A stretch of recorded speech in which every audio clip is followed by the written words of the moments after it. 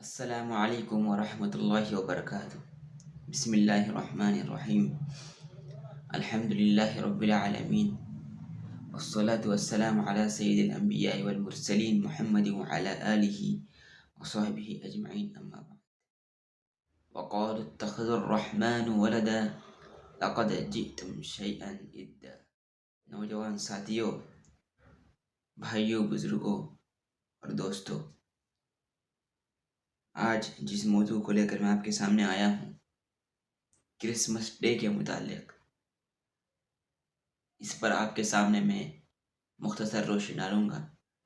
اس سے پہلے کہ جو کرسمس لفظ استعمال کیا جاتا ہے، اس میں کیا تاریخی، کیا حقیقت ہے اور وہ لفظ کے کیا معنی ہیں، اس پر روشنی ڈالنا چاہتا ہوں۔ یہ کرسمس جو لفظ ہے، دراصل ایک دو الفاظ کا مرکب ہے۔ کرسمس، کرس حضرت عیسیٰ علیہ السلام کو کہتے ہیں، اور مس مانے جمع ہونے کا دن، مسیحی میلاد، مختلف اردو میں اس کے لفظ ہو سکتے ہیں۔ اگر اس کے لفظ کی تاریخ پر نظر ڈالیں تو یہ لفظ 34 صدی عیسوی سے استعمال ہو جانے لگا۔ اس سے پہلے نہ اس کا کہیں تذکرہ تھا، نہ اس چیز کا تذکرہ تھا کہ 25 دسمبر کو ہی حضرت سیدنا عیسیٰ علیہ السلام پیدا ہوئے۔ اس کی تاریخ میں کہیں حقیقت نہیں ملتی۔ یہ چیز شروع کہاں سے ہوئی؟ 325 عیسوی میں شاہ قسطنطین کے عہد میں یہ چیز شروع ہوئی، اور پھر 530 عیسوی میں سیتھیا کے ایک ڈیوانس ایکسیس نامی راہب نے، جو منجم بھی تھا، باضابطہ 25 دسمبر کی تاریخ مقرر کر دی، کیونکہ مسیح علیہ السلام 5 صدی قبل 25 دسمبر کی مقدس تاریخ کو پیدا ہوئے۔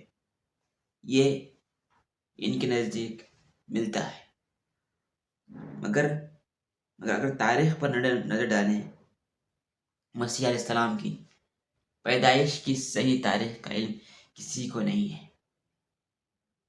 اس لیے جب حضرت مریم علیہ السلام حضرت عیسیٰ علیہ السلام کو جنم دے رہی تھی، تو اللہ نے ان کو حکم دیا کہ آپ کھجور کی ٹہنی کو آپ کھینچیے تاکہ آپ کو تازہ اور فریش کھجوریں ملیں۔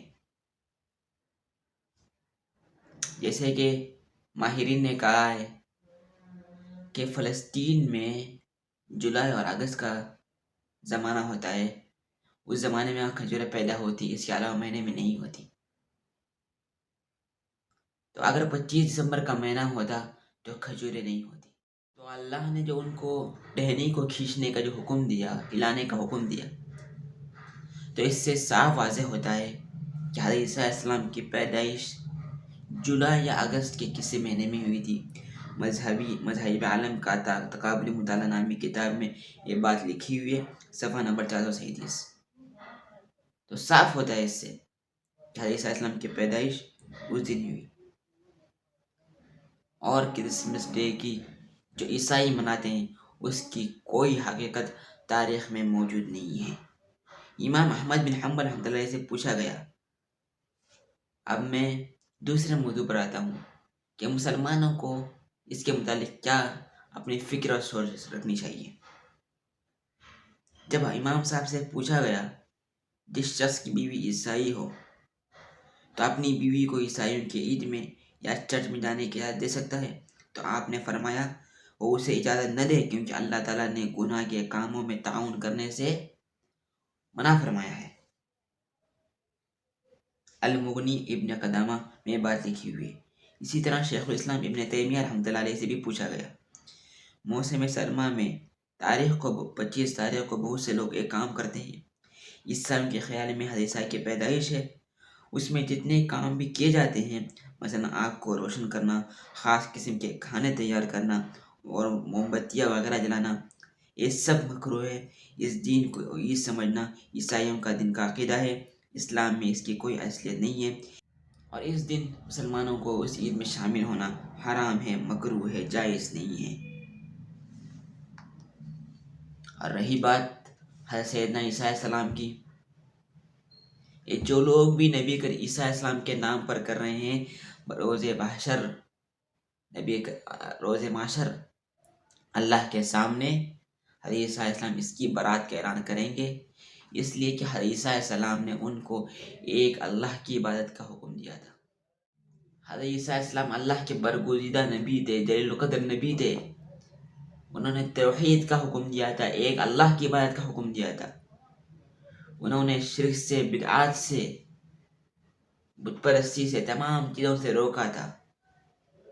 انہوں نے ایک اللہ کی طرف لوگوں کو بلایا تھا۔ وہ اللہ کے برگزیدہ نبی تھے، اللہ کے چہیتے تھے، اللہ کے لاڈلے تھے۔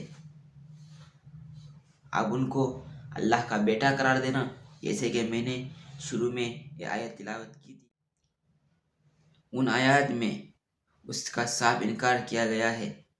وَقَالَ اتَّخَذَ الرَّحْمَنُ وَلَدًا، خدا نے بھی اپنی اولاد بنائی ہے، خدا کی بھی اولاد ہے۔ یقیناً تم بہت بری اور بھاری چیز لائے ہو۔ تکاد السماوات، یہاں پھر آگے کہا گیا ہے قریب ہے کہ اس قول کی وجہ سے آسمان پھٹ جائیں، زمین شق ہو جائے اور پہاڑ ریزہ ہو جائے۔ علماء نے یہاں تک کہا ہے گویا کہ وہ دوسرے الفاظ میں اللہ کو گالی دیتے ہیں۔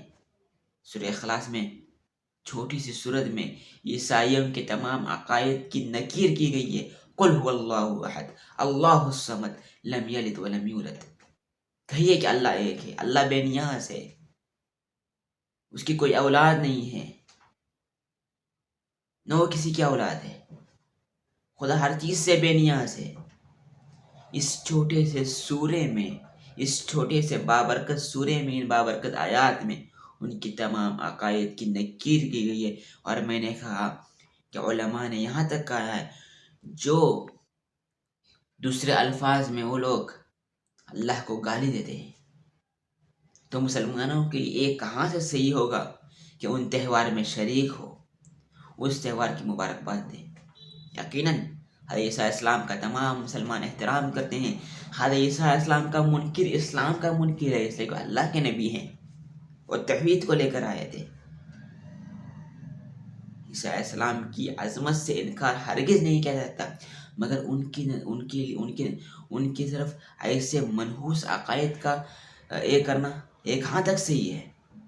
اب جو لوگ کیک کاٹتے ہیں، اس دن کیک کاٹتے ہیں عیسیٰ علیہ السلام کی پیدائش کے نام پر، پہلی تو بات یہ ہے کہ وہ تاریخ ثابت نہیں ہے، کہیں اسرائیلی روایت میں بھی صراحت سے نہیں ملتا، اور پھر اسی دن کو مقرر کر کے کیک کاٹتے ہیں، اور مسلمان ہو کر اپنی بیکریوں میں، اپنی دکانوں میں اس نام سے کیک بیچتے ہیں اور گناہوں کے کام میں تعاون کرتے ہیں۔ قریب ہے کہ آسمان پھٹ جائے، زمین شق ہو جائے، پہاڑ ہو جائے۔ یہ کہاں تک صحیح ہے؟ ایک مسلمان ہو کر ایسا کام کہاں تک کرنا جائز ہے؟ ہم بڑے بڑے دعوے کرتے ہیں اسلام کے، ایمان کے، دین کے، اور ہم اپنا انتساب، اپنا نسب بڑے بڑوں سے ملاتے ہیں، اپنا جوڑ بڑوں سے کرتے ہیں، مگر ہم ایسے کام کرتے ہیں، کیا ہمارے گھروں میں برکت آئے گی؟ کیا ہمارے کاروبار میں برکت آئے گی؟ کیا ہمارے اوپر سے بلائیں اور آفتیں ٹلیں گی؟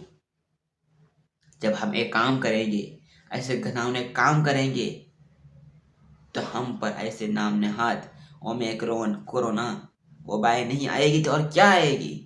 یہ خدا کی آزمائش نہیں تو اور کیا ہے؟ ایک طرف کرسمس اور دوسری طرف نیو ایئر کے نام سے عیاشی۔